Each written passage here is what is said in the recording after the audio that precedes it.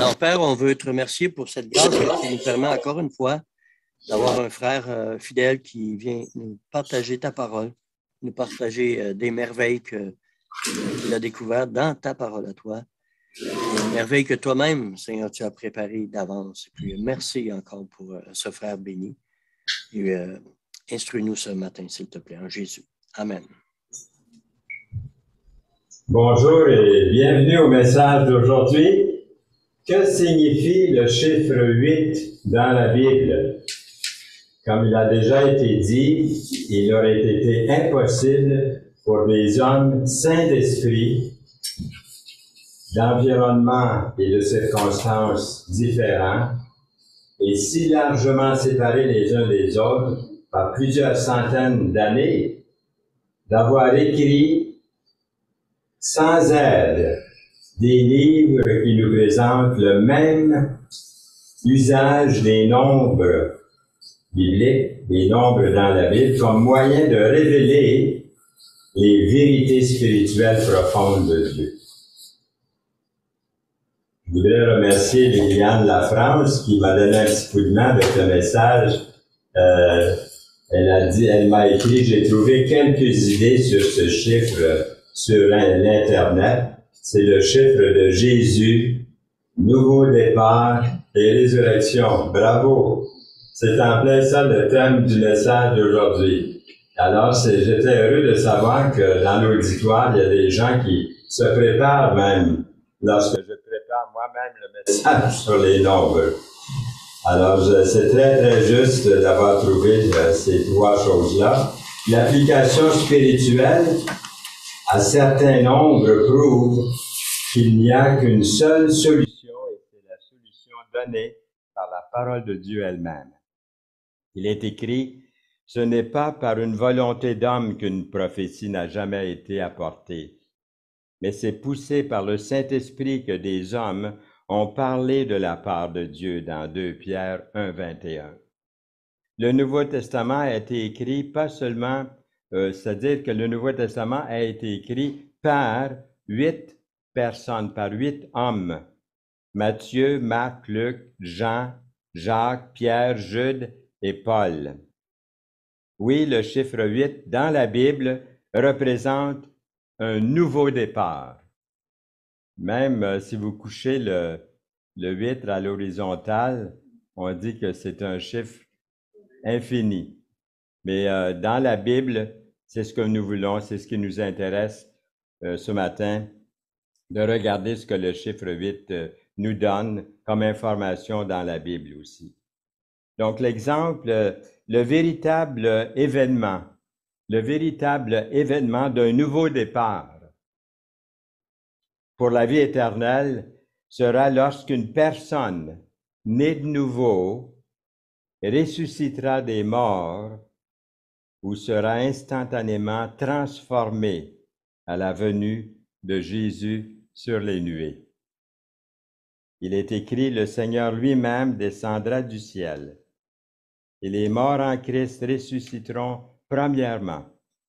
Ensuite, nous les vivants qui serons restés, nous serons tous ensemble enlevés avec eux sur des nuées à la rencontre du Seigneur dans les airs. Dans 1 Thessaloniciens 4, les versets 16 et 17.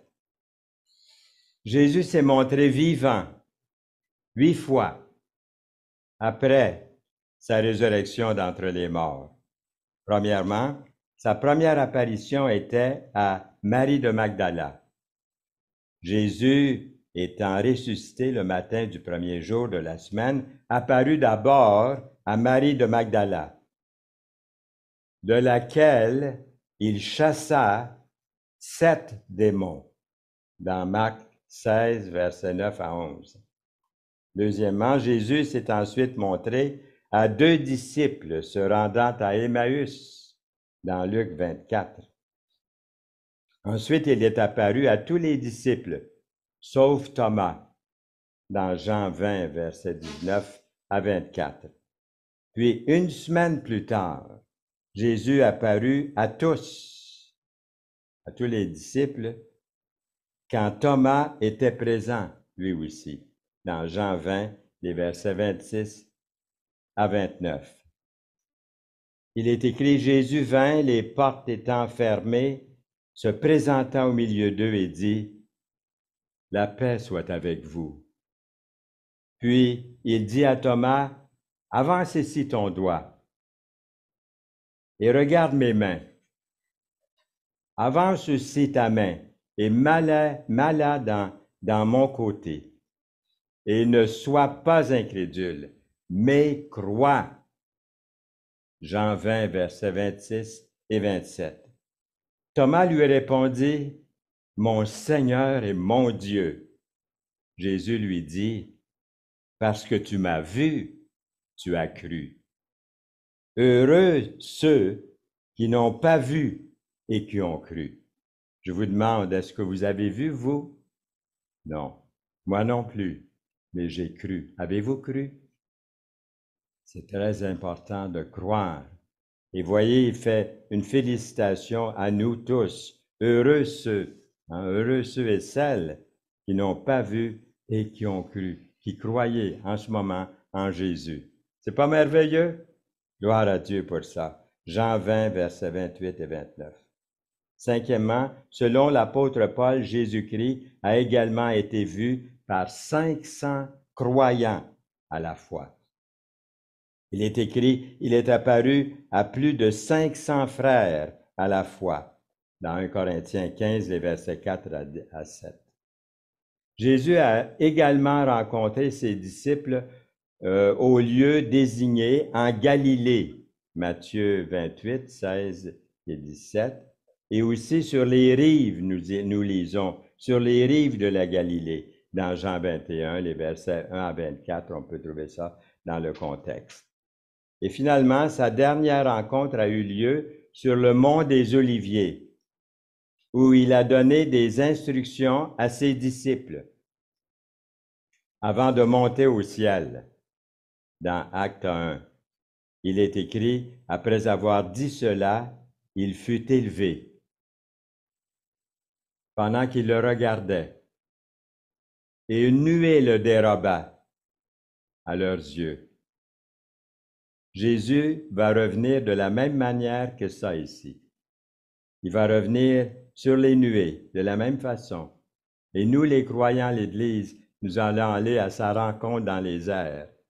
Lisez-le dans 1 Thessaloniciens 4, le chapitre. Vous allez voir, vous allez trouver ça. Dans quelques instants, nous allons examiner, parce que chaque fois, j'apporte un commandement de Dieu avec le chiffre. Donc, dans quelques instants, vous avez bien deviné le commandement de Dieu, le 8e commandement de Dieu donné à Moïse sur le mont Sinaï. Nous allons en parler. Le 8e commandement de Dieu, je vous rappelle, selon la Bible, c'est « Tu ne déroberas point » dans Exode 20, verset 15. Alors, nous reviendrons au 8e commandement de Dieu dans quelques instants. Dieu a sauvé 8 personnes abritées dans l'arche de Noé, afin d'avoir un nouveau départ pour l'humanité après le déluge. La signification du chiffre 4, ce n'est pas notre chiffre ce matin, mais j'aimerais mentionner quelque chose d'intéressant en ce qui concerne ici une petite addition là. La signification du chiffre 4 est dérivée de la création de Dieu. Ça nous parle de la création de Dieu. Le chiffre 8, c'est 4 plus 4, représente la nouvelle création, le chiffre 8. La nouvelle création après le déluge. Abraham, le père des fidèles, avait 8 fils au total. Ils étaient Ismaël, Isaac, Zimran, Yokshan, Médan, Madian. Ce sont des petits noms que vous pouvez choisir pour vos petits-enfants, là. Hein? Vous avez des petits noms ici, là. Ishbak, Shua. Donc, nous avons... ça, moi, je l'ai appris. Il y a des noms que je ne pourrais pas me souvenir. C'est assez difficile à s'en souvenir. Mais Ismaël, Isaac, je pense que ce sont les deux que nous connaissons le mieux sur les 8. La période de fête la plus joyeuse de l'année est la période de 8 jours. De la fête d'automne des tabernacles, comme elle est appelée, suivie immédiatement après ce qu'on appelle le dernier grand jour.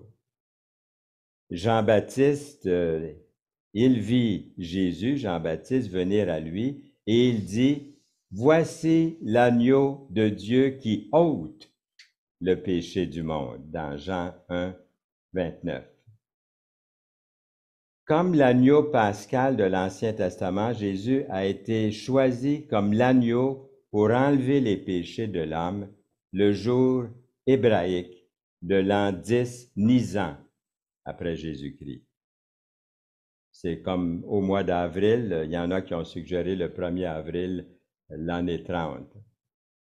Il est écrit, une foule nombreuse de gens venus à la fête ayant entendu dire que Jésus se rendait à Jérusalem, prirent des branches de palmier et allèrent au-devant de lui en criant, « Hosanna, béni soit celui qui vient au nom du Seigneur Jésus, au nom du Seigneur, pardon, roi d'Israël » dans Jean 12, les versets 12 et 13. Deuxièmement, il a été crucifié le jour 14 Nisan. Troisièmement, sa résurrection s'est produite exactement comme il l'a déclaré, 3 jours et 3 nuits après son enterrement, c'est-à-dire à la fin du jour du sabbat hebdomadaire qui tombait le 17 Nisan. Ce sont des dates hébraïques. Quatrièmement, le 17 Nisan était également le 8e jour, inclusivement à partir du moment où Jésus-Christ a été choisi comme l'agneau sacrificiel de l'homme. Tout cela démontre ou témoigne du sacrifice parfait de Jésus. Tout cela témoigne du sacrifice parfait de Jésus et de sa victoire complète sur la mort. Cinquièmement, les garçons devaient être circoncis le 8e jour. Le chiffre 8 symbolise la circoncision du cœur par le Christ et la réception du Saint-Esprit. Il est écrit, la circoncision, c'est celle du cœur, selon l'Esprit, et non selon la lettre ou selon la loi, dans Romains 2, verset 29. Il est aussi écrit, « Vous autrefois païens dans la chair, appelés incirconcis, par ceux qu'on appelle circoncis. Mais maintenant, en Jésus-Christ, vous qui étiez jadis éloignés, vous avez été rapprochés par le sang de Christ. » Dans Éphésiens 2, 13.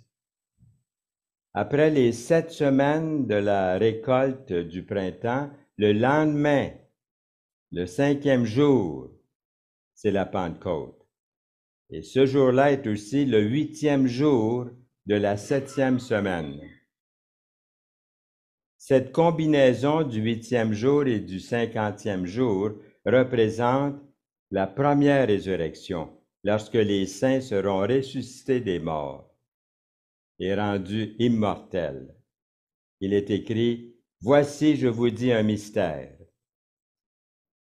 Nous ne mourrons pas tous, mais tous nous serons changés. En un instant, en un clin d'œil, à la dernière trompette, la trompette sonnera et les morts ressusciteront, incorruptibles, et nous serons changés. » 1 Corinthiens 15, les versets 51-52. Après les 7 jours de la fête des tabernacles, il y a 8 jours appelés le dernier grand jour. Il est écrit, le dernier jour, le grand jour de la fête, Jésus, se tenant debout, s'écria, « Si quelqu'un a soif, qu'il vienne, et moi, qu'il vienne à moi, et qu'il boive. » dans Jean 7, verset 37. 40 personnes différentes ont écrit les Saintes Écritures. 40 est un nombre composé de 5 multiplié par 8. Un petit exercice de multiplication, ce qui donne 40. 5 symbolise la grâce. Nous avons vu ça dans les derniers messages. 8 symbolise un nouveau départ. C'est seulement par la grâce et par l'amour de Dieu que l'homme aura un jour la possibilité d'un nouveau départ, comme promis dans la parole de Dieu. Nous arrivons au 8e commandement de Dieu. Tu ne déroberas point. Exode 20, verset 15.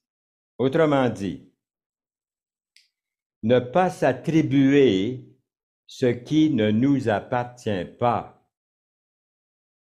Trouvez-vous que notre génération actuelle s'est beaucoup ramollie sur la question du vol? Et est-ce possible aussi de voler Dieu?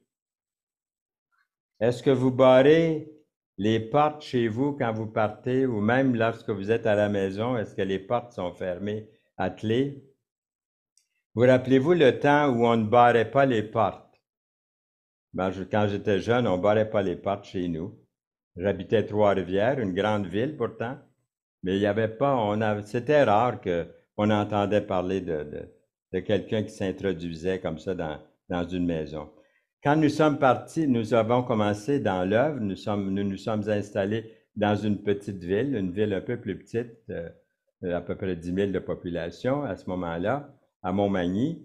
Et puis les gens, ils faisaient confiance les uns des autres. Dans les petites places, peut-être encore, dans quelques places, c'est rare peut-être, ça se fait encore, c'est encore la même chose. Et puis, on venait de déménager. Et puis, j'ai commencé à faire des visites dans les foyers, des gens qui avaient demandé un Nouveau Testament, alors j'allais leur livrer. Alors, je frappe et j'attends. Je vois quelqu'un qui se promène dans la maison. Alors, je frappe à nouveau, puis la femme s'en vient. Elle ouvre la porte, elle dit « Vous n'êtes pas capable d'entrer? » Ben, j'étais un peu surpris par sa question.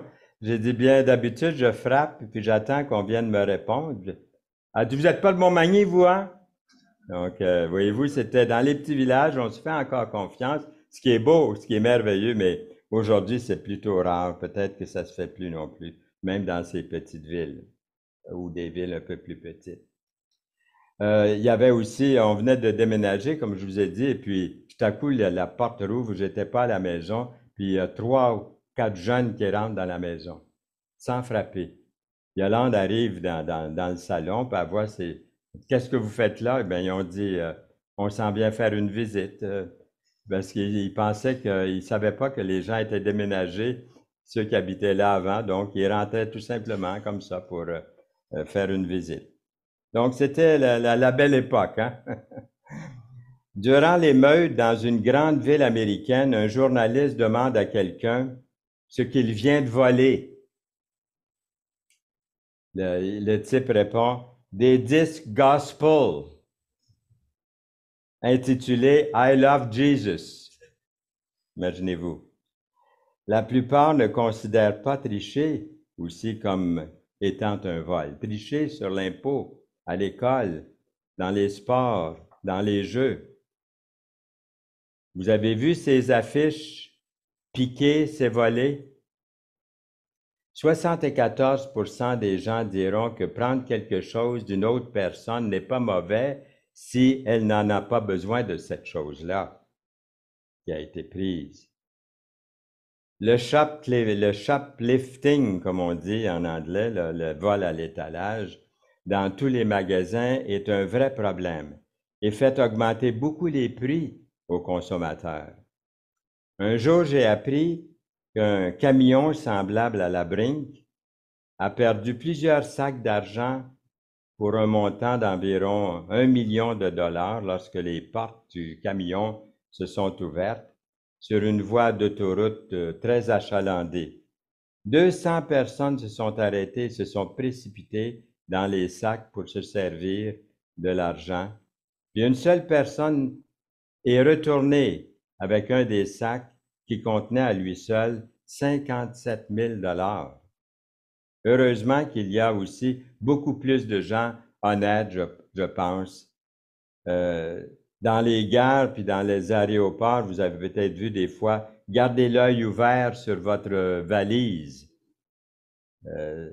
Des gens qui viennent et qui sont venus mais nous trouver quelquefois, j'ai vécu ça, des gens qui viennent vous demander de porter vos valises.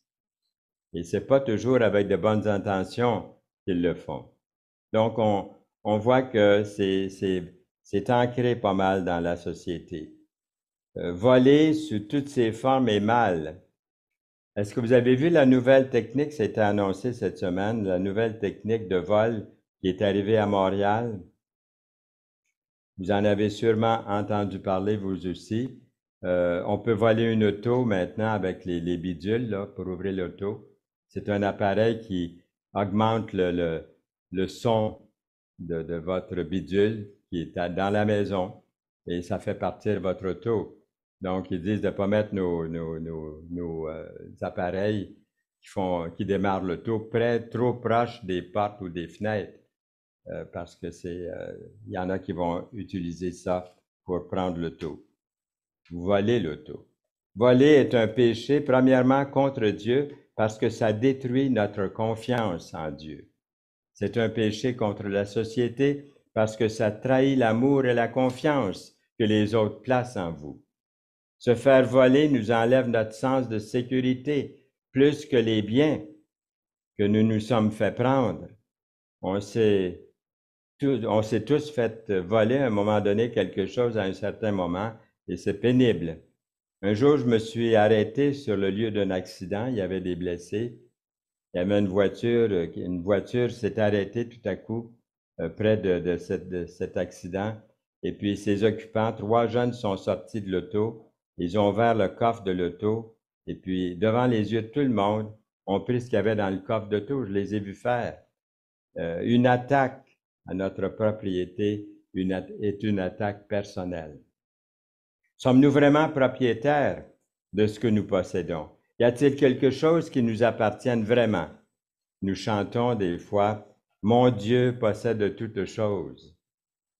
Vous connaissez Ésaïe 5, les versets 8 et 9 qui disent « Malheur à ceux qui ajoutent maison à maison et qui joignent champ à champ jusqu'à ce qu'il n'y ait plus d'espace et qu'ils habitent seuls au milieu du pays » dans Ésaïe 5, 8. Voici ce que m'a révélé l'Éternel des armées. Certainement ces maisons nombreuses seront dévastées. Ces grandes et belles maisons n'auront plus d'habitants. Dans Ésaïe 5, verset 9. Vous vous rappelez comment c'était volé dans le bon vieux temps quand vous alliez à l'école?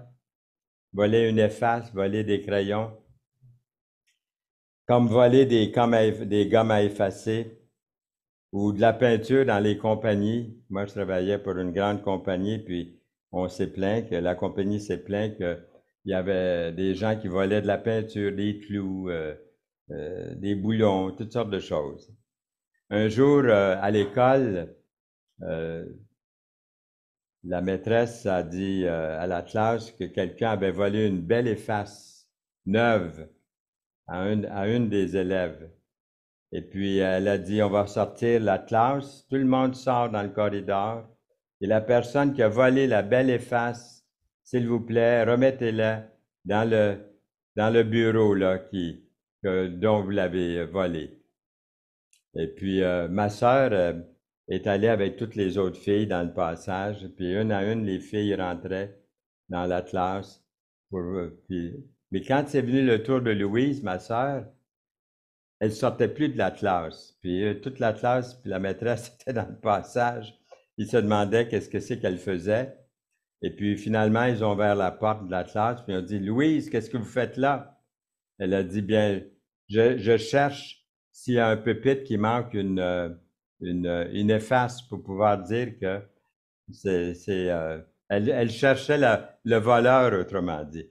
Elle a dit, peut-être qu'il y a une efface, 2 effaces dans un des bureaux. Elle cherchait qui avait volé, au lieu elle n'était pas la voleuse, mais elle cherchait, vous voyez, c'est la façon qu'elle avait compris ça. Mais faire attention de garder, on peut être aussi, sans s'en rendre compte, garder indéfiniment ce qu'on nous a prêté. Comme des fois, on va prêter un livre et puis la personne ne le retourne jamais. Est-ce que c'est un vol? Bien, en tout cas, c'est une, disons, c'est peut-être une attention qu'on doit prêter, faire attention de ne pas prendre quelque chose comme ça à l'infini. Être souvent en retard au travail ou à partir avant l'heure de travail. La Bible parle aussi de l'honnêteté en affaires, d'avoir des poids et des mesures qui sont justes. Hein, vous avez vu ces passages-là. De faire attention aux vices cachés. Maintenant, est-ce qu'on peut voler Dieu? Il est écrit, « Revenez à moi et je reviendrai à vous, dit l'Éternel des armées. » Et vous dites, « En quoi t'avons-nous ou en quoi devons-nous revenir?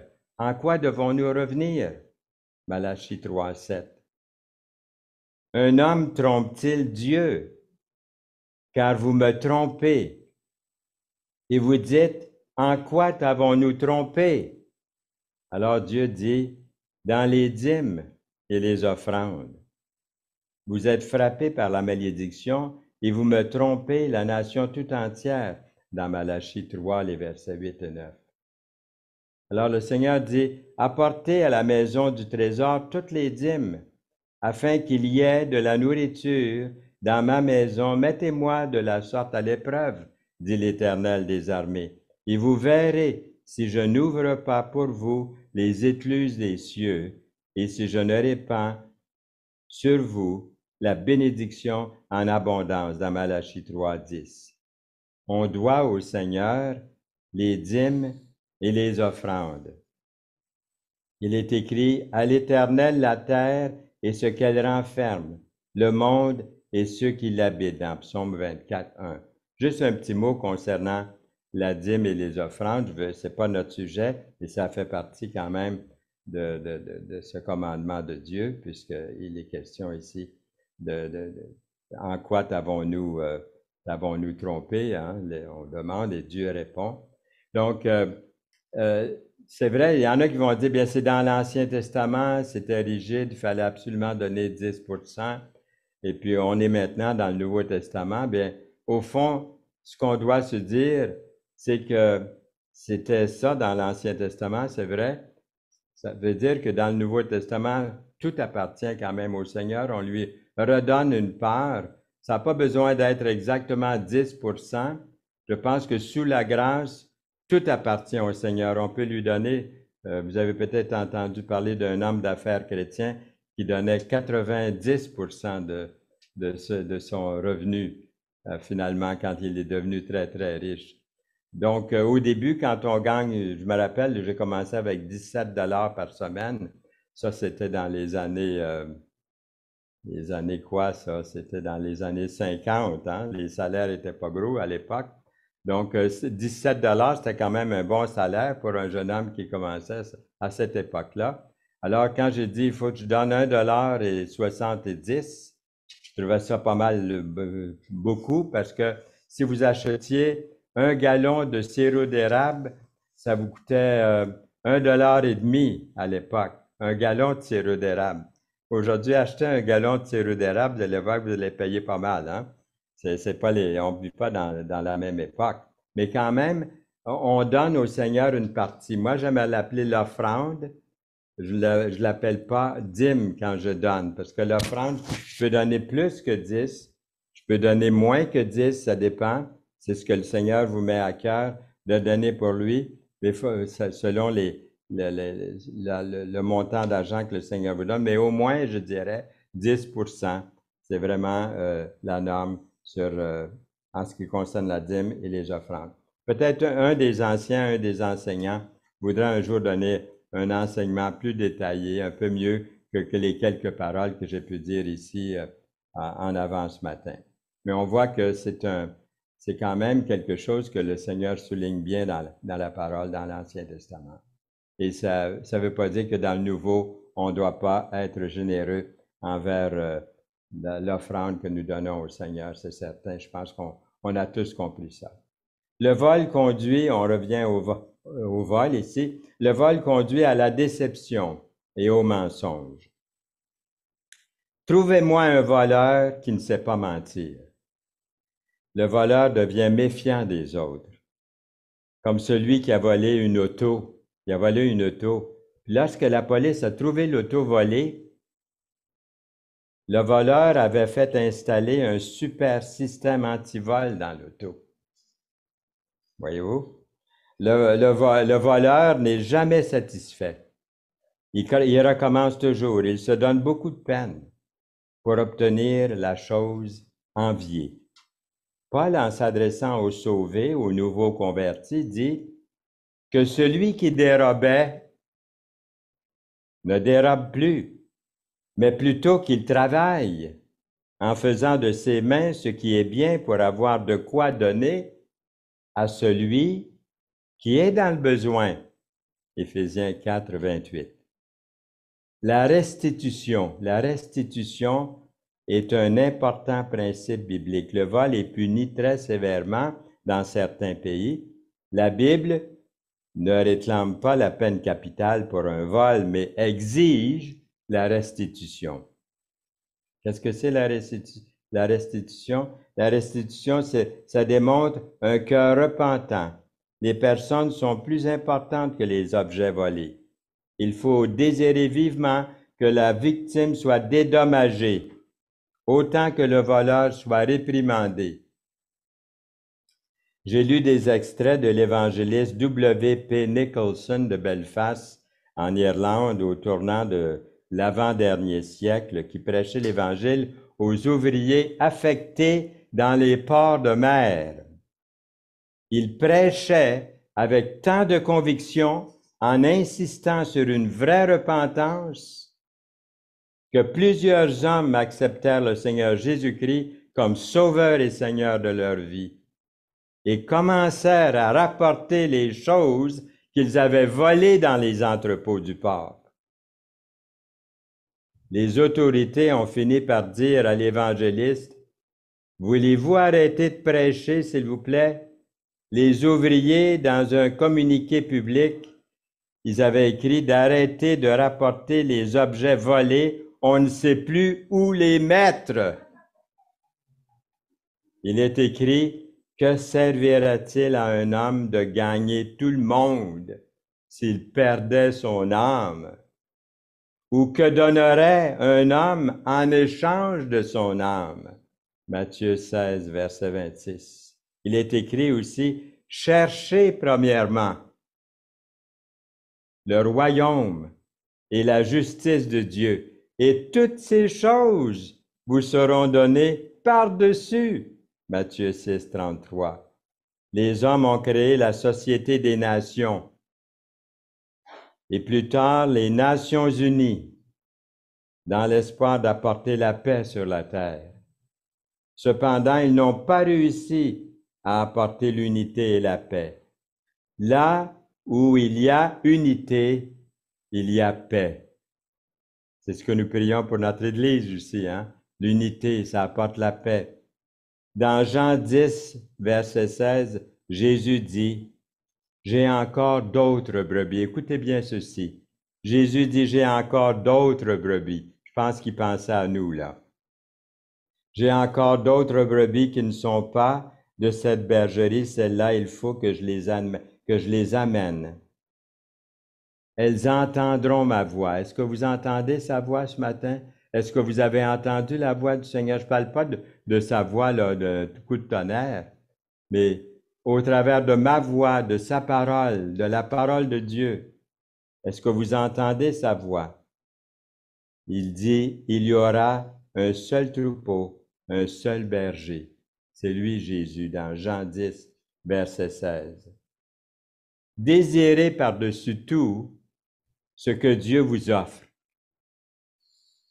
par son Fils, le Seigneur Jésus-Christ. Et ce qu'il vous offre, c'est le salut de votre âme pour l'éternité. Le voulez-vous? Amen. Amen. Seigneur, nous voulons te remercier pour ta parole, pour ces versets que nous avons lus ce matin, pour ce commandement. Nous ne sommes plus sous la loi. Seigneur, tu as pris notre péché, tu as pris tous nos péchés sur toi à la croix. Tu nous as sauvés, donné une vie nouvelle. Nous sommes justifiés. Et maintenant, Seigneur, nous voulons appliquer dans notre vie cette nouvelle vie, cette vie spirituelle, la vie de l'Esprit, qu'elle corresponde à notre vie terrestre. Nous voulons, dans la sanctification, marcher pour toi, vivre pour toi, parler pour toi et laisser le péché de côté, le confesser, être repentant.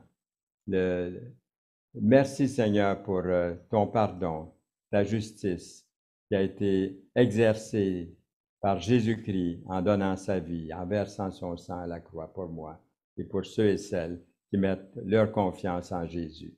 Seigneur, tu es vivant, tu es ressuscité, comme nous avons vu ce matin, et tu intercèdes pour nous auprès du Père. Nous voulons t'en remercier et te louer au nom de Jésus-Christ. Amen.